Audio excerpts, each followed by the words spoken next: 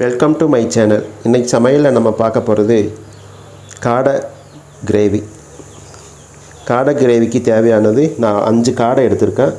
2 கைப்பிடி சின்ன வெங்காயம், 2 தக்காளி, கருவேப்பிலை, 1 ஸ்பூன் இஞ்சி பூண்டு பேஸ்ட்டு, தாளிக்கிறதுக்கு ஒரு பிஞ்ச் ஜீரகம், பட்டை, இலை, 7 வரமிளகாய். வரமிளகாய் வந்து நான் வாய் மட்டும் திறந்து வச்சுருக்கேன். ஏன்னா ஃபுல்லாக ஓப்பன் பண்ணி போட்டோம்னா விதையெல்லாம் வெளியே வந்துடும். அதனால் நான் வாய் மட்டும் திறந்துருக்கேன். 2 டேபிள் ஸ்பூன் வந்து மசாலா தூள்ங்கிறது குழம்பு பொடி. நம்ம எப்படி செய்யலாம்னு நம்ம பார்க்கணும். ஸ்டவ் ஆன் பண்ணி பாத்திரம் வச்சுருக்கேன். ஒரு 3 குழிக்கரண்டி நல்லெண்ணெய் ஊற்றிருக்கேன்.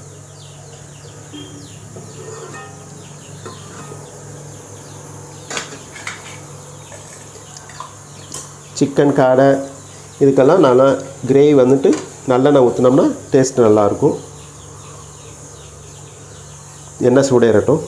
இந்த கிரேவிக்கு தேங்காய் ஊற்றலாம். தேங்காய் ஆப்ஷனல் தான். தேங்காய் ஊற்றுறவங்க ஊற்றலாம், பால் எடுத்து ஊற்றுறவங்க ஊற்றலாம். நான் இப்போ தேங்காய் பால் தான் ஒரு 3 டேபிள் ஸ்பூன் வந்து தேங்காய் பூவை எடுத்து பால் எடுத்து ஊற்ற போகிறேன். அது நீங்கள் மைண்டில் வச்சுக்கோங்க. ஆப்ஷனல் தான். தேவைப்பட்டால் ஊற்றிக்கோங்க, இல்லைன்னா தேவையில்லை. இல்லைன்னா கிரேவி நல்லாயிருக்கும். எண்ணெய் சூடு ஏறிடுச்சு. தாளிக்கிறதுக்கு ஜீரகம், பட்டை இலை, சிவப்பு மிளகாய்.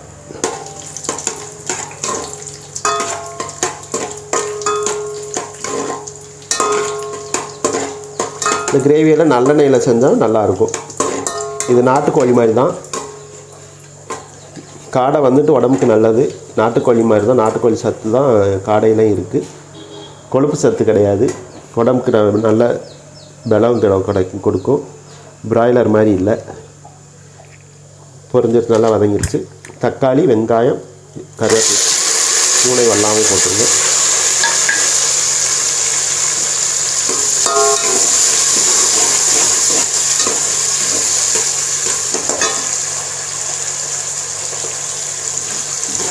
நல்லா வதங்கட்டும். வதங்க விட்டு நம்ம இஞ்சி பூண்டு பேஸ்ட்டு போடணும். நல்லா வதங்குது. வதங்கையில் கொஞ்சம் போல் உப்பு போட்டுருங்க, சீக்கிரம் வதங்குறதுக்காக.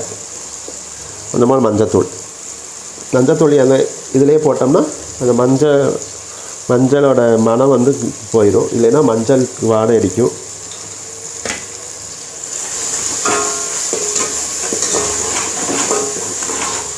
நல்லா வதங்கட்டும். கொஞ்சம் வதங்கணும். இஞ்சி பூண்டு பேஸ்ட் போடணும். நல்லா வதங்கிருச்சு. இஞ்சி பூண்டு பேஸ்ட்டு 1 ஸ்பூன்.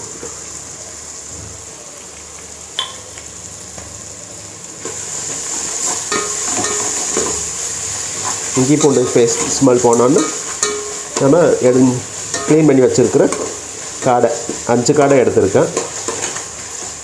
5 காடை நல்லா வதங்கணும். அந்த எண்ணெய் அந்த காடையில் இருக்கிற எண்ணெயெல்லாம் வெளியே வரணும்.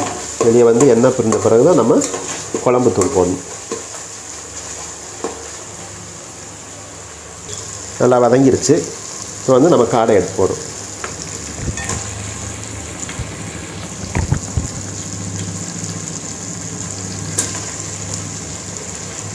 நான் உப்பு மஞ்சள் தூள் போட்டு தான் க்ளீன் பண்ணி வச்சுருக்கேன். உப்பு மஞ்சள் தூள் போடுறது வந்துட்டு அந்த கவிச்சி போடுறதுக்காக தான் க்ளீன் பண்ணுறது. அது நான் முன்னாடியே சொல்லியிருக்கேன். சிக்கன், மீன் இதெல்லாம் உப்பு மஞ்சள் போட்டு பெரட்டி வச்சிடணும். பெரட்டி ஒரு 1/2 hour வச்சுட்ட பிறகு நீங்கள் அதை 2-3 தடவை கழுவினோம்னா அந்த கவிச்சி சுவையெல்லாம் மணமெல்லாம் போயிடும். சாப்பிட்றதுக்கு நல்லாயிருக்கும்.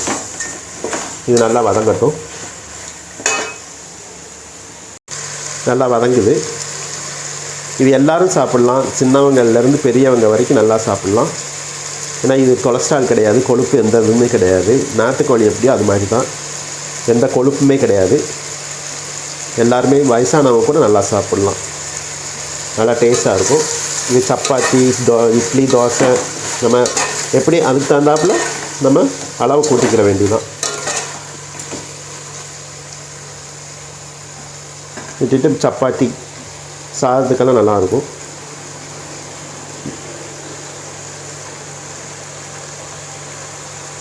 நல்லா வதங்கிடுச்சு, எண்ணெயெல்லாம் பிரிஞ்சு வந்துடுச்சு. தண்ணியெல்லாம் வச்சு அதாவது காடையில் இருக்கிற தண்ணியெல்லாம் இறங்கி வெந்து எண்ணெயெல்லாம் நல்லா பிரிஞ்சிருச்சு. இந்த ஸ்டேஜில் வந்துட்டு நம்ம குழம்புத்தூள் போடணும். குழம்புத்தூள் போட்டு நல்லா ட்ரை ஆகணும். குழம்புத்தூள் வந்து 2 டேபிள் ஸ்பூன்.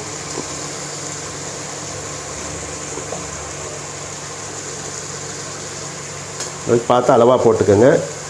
உங்களுக்கு உரப்பு எவ்வளோ தேவையோ அதுக்கு மாதிரி போட்டுக்கோங்க. நான் இப்போ 2 ஸ்பூன் போட்டிருக்கேன். நல்லா மசாலாலாம் நல்லா பிடிச்சி நல்லா வதங்கிடுச்சு. இப்போ வந்துட்டு நம்ம தண்ணி ஊற்றுறோம். தண்ணி வந்து உங்களுக்கு கிரேவி எவ்வளோ தேவையோ அவ்வளோ தகுந்தாப்பில் நீங்கள் தண்ணி ஊற்றிக்கோங்க.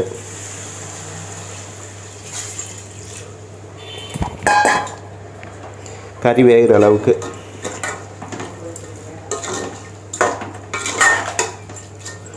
இது உங்களுக்கு தேங்காய் பால் ஊற்றி வர்றதுக்கு கரெக்டாக இருக்கும். நல்லா வேகட்டும்.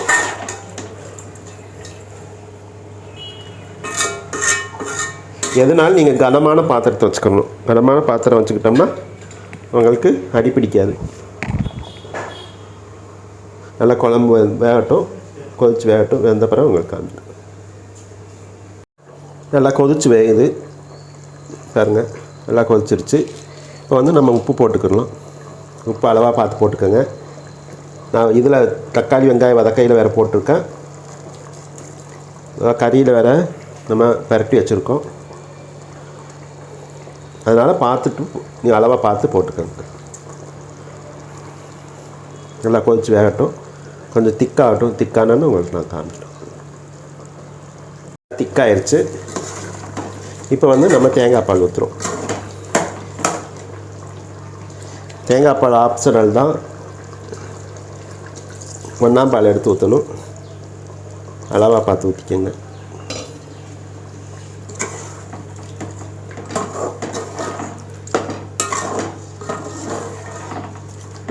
இதே ஒரு கொதிக்கட்டும். கொதித்து சிம்மிலே இருக்கட்டும்.